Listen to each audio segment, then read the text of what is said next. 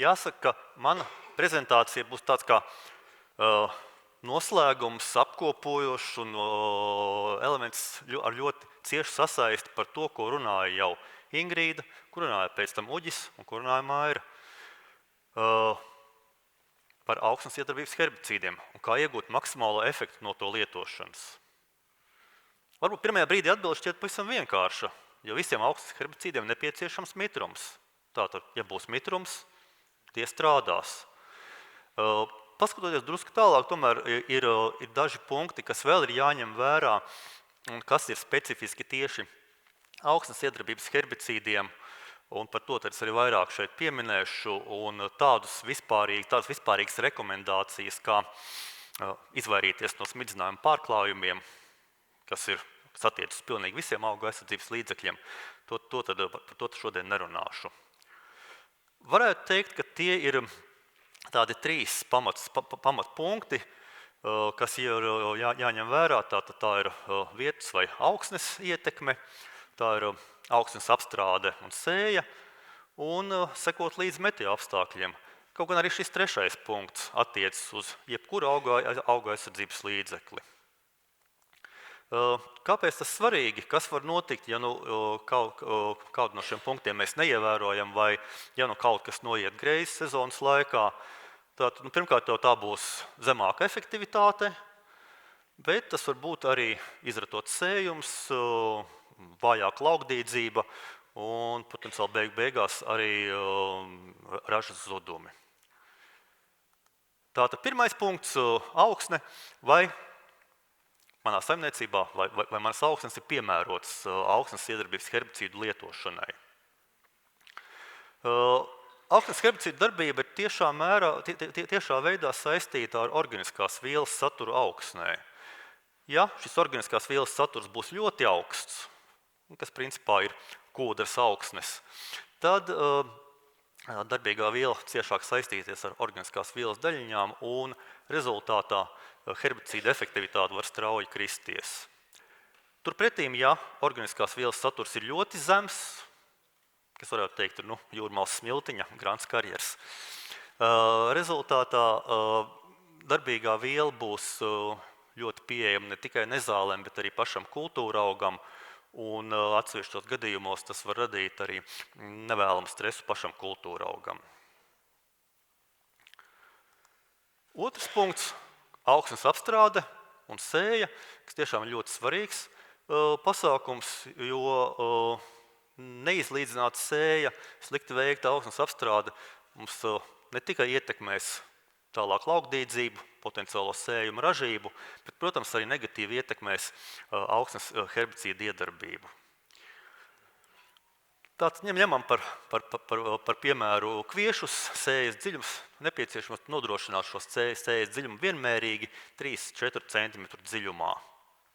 Ir augsnes iedarbības herbicīdus, kuriem arī uz marķēm ir minēts, ka sēklām ir jābūt nosaktām vismaz ar 3 cm augsnes. Pēc tam jau lietotais augsnes herbicīds nonāk augsnes virskārtā, un tieši no augsnes virskārtas arī dīkst lielākā daļa nezāļu sēklu.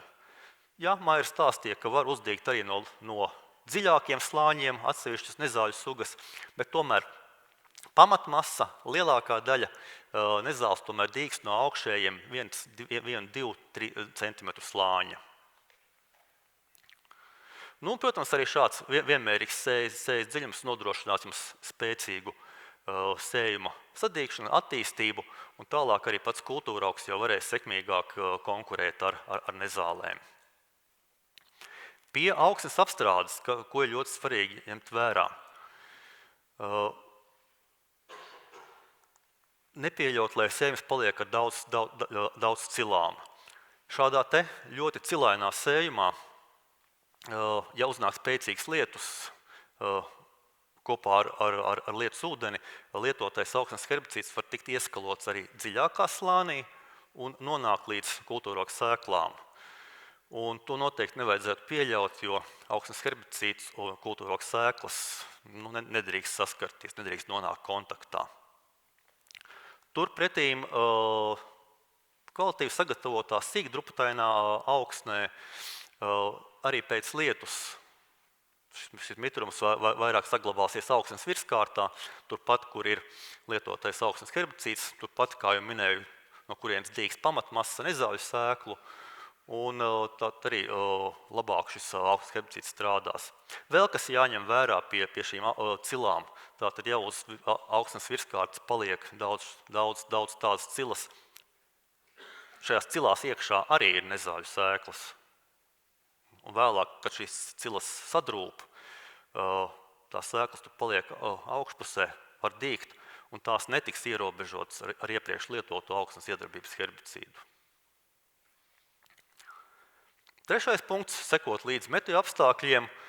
Tas, ko mēs jau darām ikdienā, bet tas, kas arī visvairāk var radīt kādus nevēlamus rezultātus un dažādus pārsteigumus. Vissliktākais, kas var notikt, ir, ja pēc augsnes herbicīdu lietošanas uznāk pēkšņi spēcīgs lietus. Jo tādā gadījumā, tādā situācijā šis herbicīds var tikt ieskalots dziļāk un attiecīgi arī pats kultūraugs var ciest. Tā kā tas arī šajā gadījumā ir noticis. Ieteikums neveikt apstrādi, kad ir kāds no stresa apstākļiem, stresa faktoriem, tas arī ir vienots visiem augu aizsardzības līdzekļiem, jo skaidrs, ka arī šāds gan pārmērīgs mitrums, gan liels karstums mums var būt arī septembrī, kad lielākoties rudenī mēs lietojam šos augsnes herbicīdus. Un te es atceros pirms dažiem gadiem, tas bija 2018. gads, kad septembrī arī temperatūras sasniedz pat plus 30 grādus. Un šādos apstākļos lietojot augsnes herbicīdu, var teikt, viņš vienkārši iztvaikoja. Tā kā rūpīgi sekojam līdz meteju apstākļiem un veicam šīs apstrādes optimālos laikos.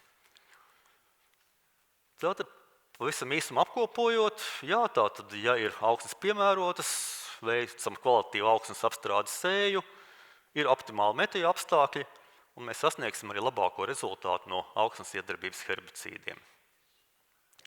Un kāpēc tas viss ir tik svarīgi? Šeit šī sasaiste ar iepriekšējiem visiem runātājiem. Šie augsnes iedarbības herbicīdi ierobežo viendīglapju nezāles. Katrs, protams, kādu citu sugu, vienu labāk, vienu varbūt netik labi, bet katrā ziņā šie herbicīdi palīdz jums dažādot visu šo, teiksim tā, ieroču arsenālu cīņā ar viendīglapju nezālēm augmaiņas laikā, un jo būs daudzveidīgāks pasākumu komplekss, ko jūs darīsiet, kā jūs vērsīsieties pret viendīglapju nezālēm, jo arī gala rezultāts būs sekmīgāks, un noteikti tas arī attālinās tādu negatīvu faktu, kā potenciālais rezistences veidošanās risks. Jo dažādāki pasākumi, jo gala rezultāts būs labāks. Un, protams, nevajadzētu paļauties tikai uz vienu apstrādi, jo, ja nu kaut kādu iemeslu pēc tā izgāž, tad attiecīgi var būt situācijas, ka pēc tam vairāk risinājumu nav. Tāpēc noteikti neliekam visus solis vienā groziņā un maksimāli sadalam riskus un dažādojam, daudzveidojam savu programmu, kā ierobežojam viendīglapju nezāles. Noslēgumā īsa informācija par herbicīdu Stomp. Ja līdz šim Stomp mēs fokusējam tauriņziežos, zirņos, pupās, tad līdz ar lietošanas paplašinājumu Stomp varēsim lietot arī graudaugos, gan vasarājos, gan ziemājos, rapsī, kukurūzā, kartupeļos, veselā virknē dārzeņu. Sīkāk par Stomp lietošanu un ne tikai par to jūs varat izlasīt BASF jaunajā produktu rokas grāmatā.